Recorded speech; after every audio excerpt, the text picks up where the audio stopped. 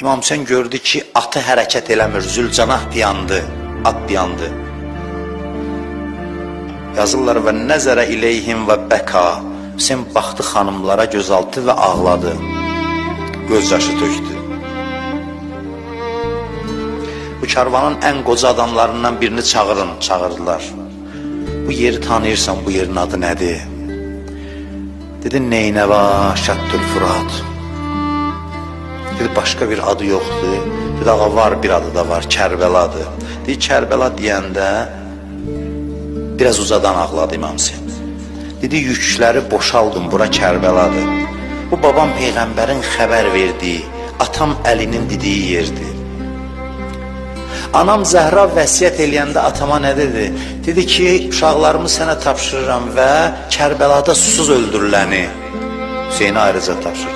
Kərbəla hamısının dilinin əzbəri idi. İmam Hüseyin dedi, bu həmin yerdir. Xeymələri salın, xeymələri qurun.